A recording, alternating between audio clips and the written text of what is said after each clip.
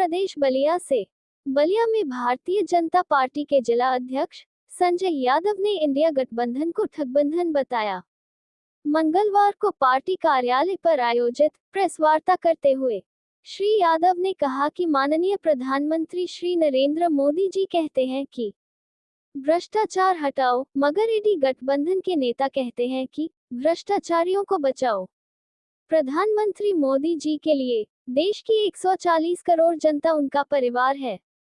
मोदी जी अपने परिवार को भ्रष्टाचारियों से बचने की लड़ाई लड़ने की बात करते हैं।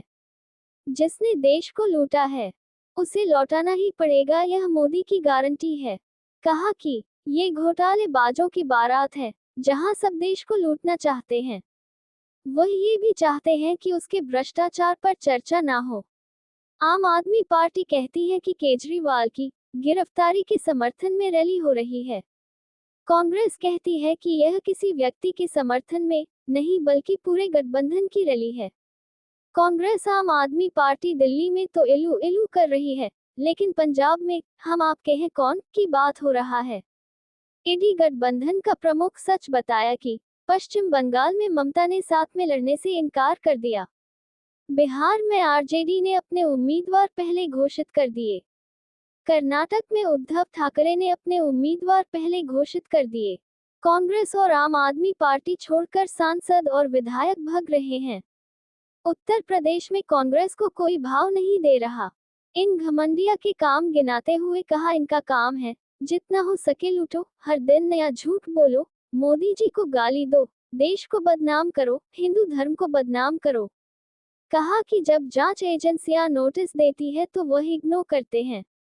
कार्रवाई हो तो कोर्ट पहुंचो, कोर्ट भी फटकार लगाए तो विक्टिम कार्ड खेलो। देश के लोकतंत्र पर खतरा बताओ, जनता को गुमराह करो, जोर जोर से बोलो, सारे कर इकट्ठे हो जाओ, छाती पीट पीट कर बोलो कि भ्रष्टाचार बचाओ।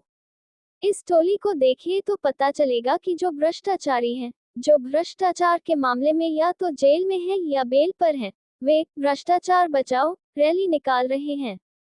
आज आतंकवादी कह रहे हैं मोदी हटाओ, पाकिस्तान चाह रहा है मोदी हटाओ, भ्रष्टाचारी कह रहे हैं मोदी हटाओ, और देशवासी कह रहे हैं मोदी लाओ। इस मौके पर जिला मीडिया प्रभारी पंकज सिंह भी मौजूद रहे। उत्तर प्रदेश बलिया से सुरेंद्र गुप्ता की रिपोर्ट, न्यूज़ अवीपी से। क्योंकि उनके मन में कहीं न कहीं से यह संशय था कि जो उनके साथी इस मामले में जेल गए हैं उसमें कहीं न कहीं वो भी समान रूप से ले, और इसी भय के कारण अपने आप को बचा रहे थे कि चुनाव के समय तक इस मामले को खींचा जाए, ताकि हम आरोप लगा सकें कि हमारे विरुद्ध सिर्फ हमको चुनाव में रोकने के लिए यह कार्रवाई चल रही। लेकिन देश की जनता बहुत जागरूक है, समझदार है। जितनी भी कार्रवाइयाँ देश में चल रही हैं, चाहे वो विपक्ष के नेता हों चाहे कोई भी हो, पूरी प्रामाणिकता से भारतीय जनता पार्टी की सरकार में निष्पक्ष तरीके से सारी कार्रवाइयाँ आगे बढ़ रही हैं। लेकिन जब कार्रवाई हो रही है तो लोग मोदी जी को घेरते हैं। पूरे देश में एक इस प्रकार का माहौल बनाया जा रहा है, जैसे अगर समाजवादी पार्टी पे कोई कार्रवाई होगी तो मोदी जी दोषी हैं, लालू यादव पे कोई कार्रवाई होगी तो मोदी जी दोषी हैं, तमिलनाडु में, कर्नाटक में कहीं भी कोई कार्रवाई होगी तो मोदी जी दोषी हैं। जबकि आप सबके संज्ञान में है ये अनेक मामले पिछले जब कांग्रेस की सरकार थी या इनकी खुद की सरकारें थी, तब भी ये मामले सब शुरू हुए, और ये सारे मामले उसी समय से चलते आ रहे हैं। कोर्ट की प्रोसीडिंग में टाइम लगता है, वो हो सकता है कि इत्तेफाक से इस समय निर्णय आ रहे हैं और उनको जेल जाना पड़ रहा है, कार्रवाई का सामना करना पड़ रहा है। अधिकांश मामले ऐसे हैं जो कांग्रेस की सरकारों में जिनकी शुरुआत हुई है और ये खुद उस गठबंधन के साथी रहे, फिर भी इनके खिलाफ कार्रवाई। लेकिन आज दोष सिर्फ ही मोदी जी को देते हैं। मोदी जी ने तो खुल के कहा है कि 140 करोड़ लोग देशवासी हमारे परिवार हैं, और मैं अपने परिवार के लोगों को जो उनका हक है, जो सरकार से उनको मदद मिलनी चाहिए, उस पर जो लूट हुई है, सरकारी पैसे का जिस प्रकार से दुरुपयोग हुआ, उनके गुनाहगारों को मैं छोड़ूंगा नहीं। देश में जितने भी भ्रष्टाचारी हैं उनको कानून से डरना होगा और कार्रवाई की मोदी की गारंटी। मोदी जी ने बहुत ही बिना किसी के दबाव में जितनी भी एजेंसियां हैं वो सारी एजेंसियां निष्पक्ष होकर अपना काम करती हैं। अगर हम तुलना करें कांग्रेस की सरकारों में जिस प्रकार से कार्रवाइयां हुआ करती थी, उस प्रकार से भारतीय जनता पार्टी की सरकार में कार्रवाई नहीं हुई।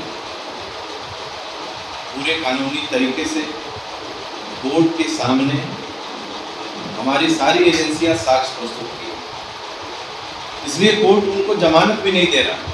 लंबे समय से लोग जेल में, अगर उनके खिलाफ कोई मामला नहीं बनता तो कोर्ट उनको जरूर जमानत देती, लेकिन कोर्ट ने स्वीकार किया है कि ये सारे सबूत पर्याप्त हैं किसी को भी जेल भेजने के लिए, और इसलिए ये लोग सालों से जेल में। भारतीय जनता पार्टी की सरकार में बिना किसी भी द्वेष के सभी के साथ कानूनी व्यवहार किया जा रहा है और ईमानदारी से एजेंसियां अपना काम कर रही हैं। लोगों को निष्पक्ष होकर एजेंसियों के सामने अपनी बात को रखना चाहिए और अपनी जो गलतियां हैं या गलतियां नहीं हैं उसमें अपने आप को प्रस्तुत करते हुए उससे बाहर आना चाहिए, लेकिन वो अपने आप को निष्पक्ष या साफ कोर्ट के सामने अपने आप को साक्ष्य नहीं प्रस्तुत कर पा रहे हैं कि मैंने ये गलत काम नहीं किया, और इसलिए कोर्ट ने संज्ञान लेते हुए उन लोगों को जेल में डालने का काम किया है। लेकिन पिछले दिनों हमने देखा कि जितने नेताओं के खिलाफ भ्रष्टाचार के मामले चल रहे हैं वो सारे लोग इकट्ठे हो रहे हैं। देश में उन्होंने गठबंधन बनाने का प्रयास किया, इंडी गठबंधन के नाम से गठबंधन बनाने का दिखावा देश में किया गया, लेकिन जैसे ही चुनाव की घोषणा हुई, सीटों के बंटवारे की बात आई, तो सब लोग अपना अकेले अपने राज्य में अकेले चलते हैं। आपने देखा है पश्चिम बंगाल में ममता बनर्जी जी जो बहुत अगुवाई कर रही थी गठबंधन का, बिहार में नीतीश कुमार जी गठबंधन से ही बाहर हो गए, आज भारतीय जनता पार्टी के साथ आ गए। महाराष्ट्र की हालत आप सबने देखा है कि सीटों के लिए किस प्रकार से झगड़े हो रहे हैं। शिवसेना के नेता उद्धव ठाकरे जी बहुत पहले ही अपने उम्मीदवार घोषित कर दिए और किसी का उन्होंने प्रतीक्षा नहीं किया। आज महाराष्ट्र में गठबंधन नाम की कोई चीज़ नहीं है, लेकिन सिर्फ एक बात पे ये लोग इकट्ठे हो रहे हैं, भ्रष्टाचार जो हमने किया है अपनी सरकारों में उससे कैसे हम बचें। उसके लिए एक मंच पे उन्होंने दिल्ली आके अपने आप को सबको एकजुट होने का इन्होंने दावा किया, सिर्फ मोदी जी को गाली देने। उन्होंने एक भी बात ऐसी नहीं बताई कि मेरे खिलाफ जो मामले चल रहे हैं वो कहीं से गलत है। कांग्रेस पार्टी के शासन में जितने भी भ्रष्टाचार हुए पूरे देश ने देखा है। हमारे सुप्रीम कोर्ट ने भी सबको सजा देने का काम किया। देश के अनेक हिस्सों में वहाँ के हाई कोर्ट ने वहाँ के नेताओं के खिलाफ कोई राहत नहीं दिया, इसलिए आज वो जेल का रास्ता उनको तय करना पड़ रहा है। लेकिन वो दोष सिर्फ जानबूझ के आज मोदी जी को बदनाम करने के लिए, जब भारत एक मजबूती से देश हमारा विकास के रास्ते पे चल पड़ा है, पूरे देश को एक मजबूती देने का काम आज भारतीय जनता पार्टी ने जिस प्रकार से किया है, हम कह सकते हैं कि देश की जनता बहुत समझदार है। देश की जनता ने तय कर रखा कि आज जो यह सरकार भारत को मजबूती से विकास के रास्ते पे आगे बढ़ाने का काम कर रही है। देश में जो भ्रष्टाचारी हैं उनके खिलाफ कठोरता से कार्रवाई हो रही है। जो मोदी जी ने गारंटी दिया है कि देश का कोई भी भ्रष्टाचारी होगा पूरे तौर पे उसके खिलाफ कार्रवाई होगी, किसी को बख्शा नहीं जाएगा।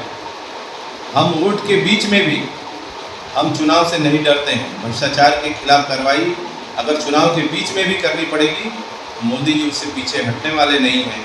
मैं विपक्ष के सारे साथियों को बताना चाहता हूं कि अब भारतीय जनता पार्टी की सरकार है और देश के प्रधानमंत्री